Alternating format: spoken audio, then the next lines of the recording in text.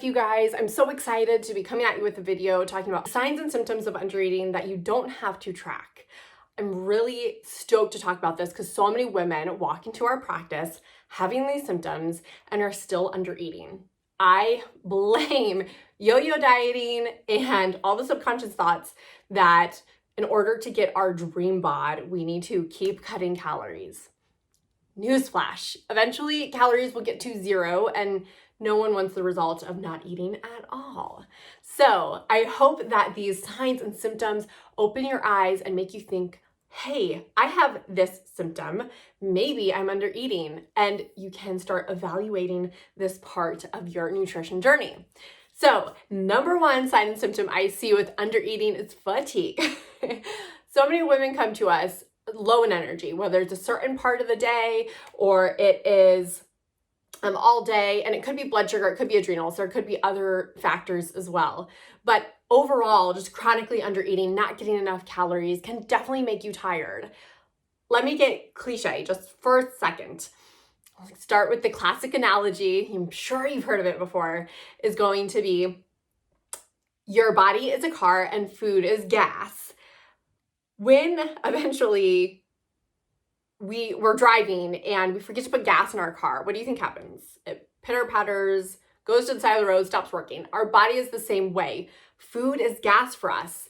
It helps us run all the important things of our body that we often take for granted, like our hearts beating every day, breathing, digesting our foods and our beverages, and our brains working.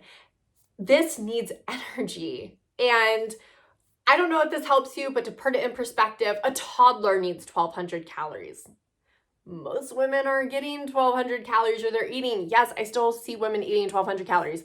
You are a woman, girl. You are not a toddler. So I hope that helps put it into perspective just a little bit that we are still under eating. And guess what? Your fatigue might be coming from it because you just simply are not giving your body enough food to run. All right, and number two, we have anxiety. Whether we eat glucose from carbohydrates or our body makes it, taking it from stored places, our glycogen, liver, muscles, or could be using protein as well through a fancy term called gluconeogenesis, which is basically turning protein into glucose.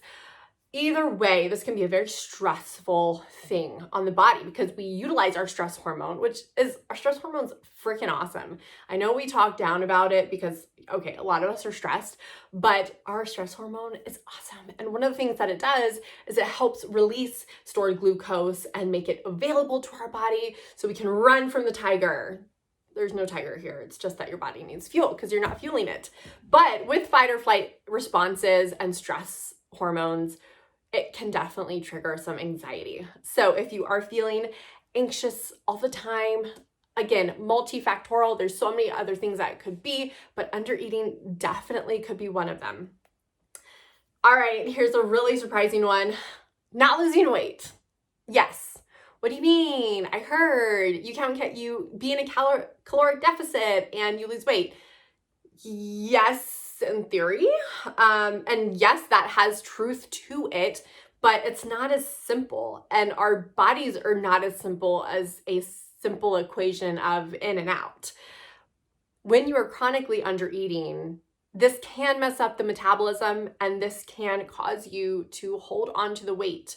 Your hunger hormones, your body will get used to the amount of food that you're eating when you're chronically under eating. So yeah, it will get used to your 1,200 calories. Will you feel good? Probably not. Could you have period problems? That's a possibility. What I see is so many women start to feel better when they start increasing the amount that they eat if they are under eating and their metabolism gets fired up. So like in the first analogy when I talked about fatigue, food is fuel and it can fuel up your metabolism. Of course, there's, activity that we have to take into consideration and hormones and all these other things. But girl, you might not be losing weight because you're just simply not eating. Your body will adjust. And another thing is when you start adjusting and your body gets used to 1,200 calories, I'll use that as an example, you might not feel hungry. you'll just conform to that 1,200 calories. So I have women that come in and say, but I'm not hungry. Every time I'm hungry, I'm eating. I could be eating 3 meals a day. Like they could be eating enough times, frequently enough. But then I hear the portion sizes and what they're eating, and I'm like, that is not enough. But they're like, but I'm not hungry. Your hunger is an unreliable cue at this stage if you've been chronically under eating.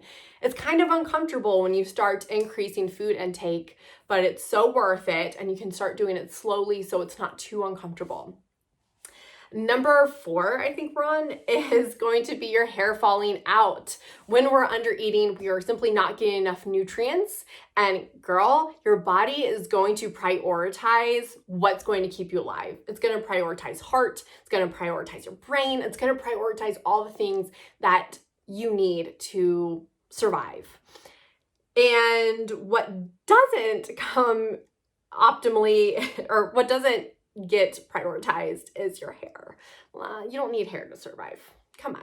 So that's one of the things that definitely will get not priority.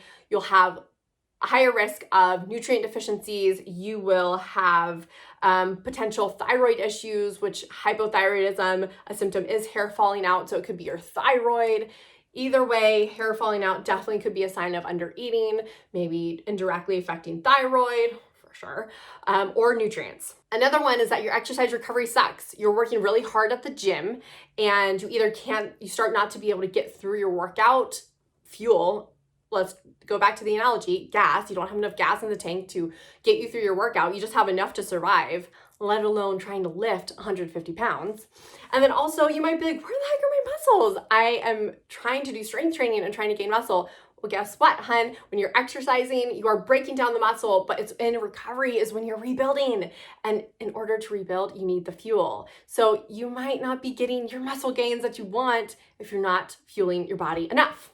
Brain fog is also a side effect of under eating, as well as getting sleep interruptions. Because when you're under eating, you're not eating enough. It can cause wacky blood sugar. And then if you're waking up at 2 to 3 a.m. in the morning, that's a big sign that you're on the blood sugar roller coaster. And we don't want you to be on a roller coaster. We want you to go smooth straight. So come back later this week and watch part 2 of how you can start fixing under eating, different techniques that you can start doing right here, right now, today. And I just want to thank you all for tuning in. And if you have any questions, leave them below. We want to hear from you.